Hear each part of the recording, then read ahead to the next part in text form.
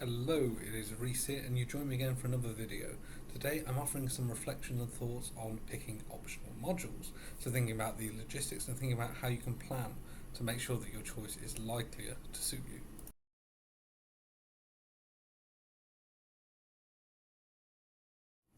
So it must be noted the advice I'm giving here is very generalised, so sort of every institution will have its own way of doing it. And so really a place to begin is thinking about the logistics of it. So what modules are you able to take? Are there a certain selection in-house that you must choose? Are you able to take modules from external departments? What are the processes for doing that, and what are deadlines for selecting and having that in place? Looking at credit loads, so things such as are you able to take sort of one larger module or some combination of smaller ones? Is there a potential even to go over credit, and if so, what is the procedure for that? Knowing sort of logistically what you're allowed to do is a very handy way of sort of being able to shape choices, and also being able to think about sort of timetabling logistics as well. You may want to take 3 optional modules, but if they're all in term 2, say, if you're all in your second term, are you going to be incredibly busy and overstretched there? Are there clashes that may get in the way? All these things are sort of logistical questions you can ask for help with, and information I imagine will probably be available anyhow.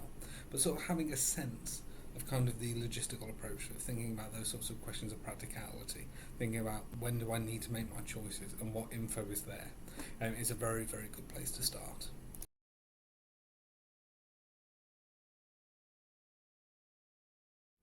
After you've answered the logistical stuff, I would get information on the modules, and I would get information on every module that is available to you, even ones you don't think you'd be interested in, just to have. And where would you get that information? There are likely to be multiple places. There will likely be some sort of university module system that will have some sort of basic generic info on the modules. It will likely tell you things about sort of a rough outline, and perhaps what the structure of the module is, what assessments may be there. And that is very useful to sort of have a look at, because that can sort of provide sort of key info. Many departments, many institutions will also run module fairs or module information sessions, etc., and where people from the modules, lecturers or other teachers on the module, will appear and be able to give you sort of specific information and answer questions about it. So if that is available, definitely go to it. Or if it's recorded, catch up on it. If there's info sheets to gather from that, get all the info you can from a session that is specifically designed around giving that information. And then contact module leads, contact module tutors if there are questions you have that aren't answered, because they are the best ones to respond to them. You could also speak to students who have done the modules in previous years, of course knowing that there is always likely to be some degree of change, but people who have been in your position who have done that module, what did they make of it? How did they find it? What was the assessment like? Was the learning tough, easy, etc.? Getting feedback from people on both sides, from the lecturers and the learners, is really, really useful. So sort of try and get as much information as you can, I think, is an incredibly useful thing, and pull that from everywhere you can think, and then look at it sort of particularly with a specific eye for what works for you.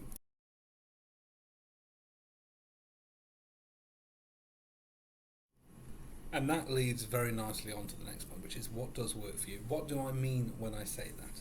Well, there are questions here about sort of the topics and the interest. Are there certain things that actually appeal to you? Are there certain things that don't appeal to you, that you sort of no interest in learning about?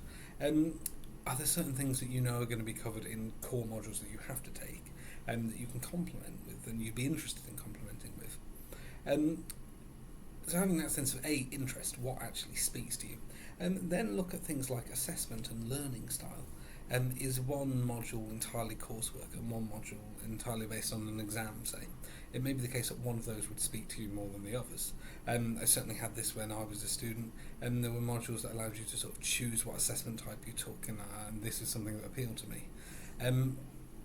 So seeing sort of if there's anything that speaks to you and how the module is taught, or I should say, how the module is assessed. And then particular lecturers, are there lecturers that you know who you've already had, perhaps, whose teaching style resonates with you or that doesn't? Again, often things like that may be the make or break thing, and of course knowing that those things are subject to change as well. But is it a case of sort of, if sort of a particular teaching style doesn't suit you and you fail to engage with it, then it may not be the best thing for sort of 10, 20 weeks. Whereas if there's someone who really inspires you and enthuses you, that may be someone to go with. So all these questions, think about the topic, think about who's teaching, think about how you're being taught, and if there's any combination there that really, really gels with you.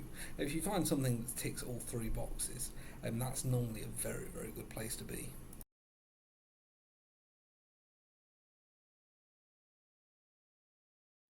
And lastly, what I've called thinking of the future, and I mean this in multiple ways as well. And thinking of the future in terms of your degree. So, are certain modules prerequisites to doing other modules in future years? And do you need to have taken this module in year 2 to be able to do one you want in year 3? And that is something you'll have discovered when you've gathered the module info. And it may be the case if you're planning to go down a certain pathway. Choosing modules that set you up that way is incredibly useful.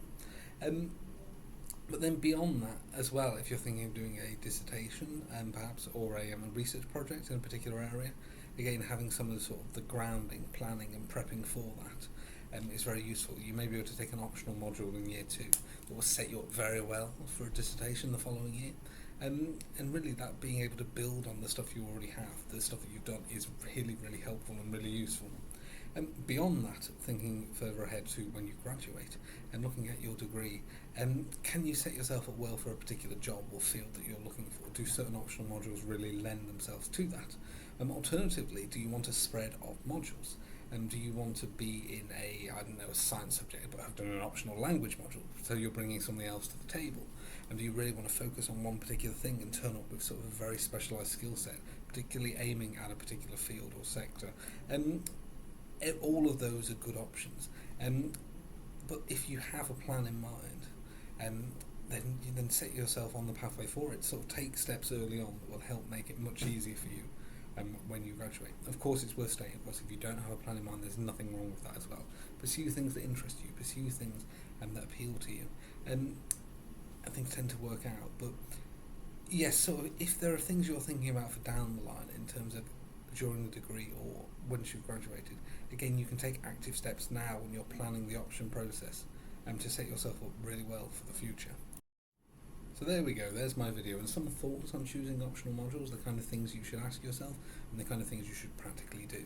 Of course, every institution has its own way of doing this, so if in doubt, defer to your institution, defer to undergraduate study directors, defer to the admin teams who know these processes.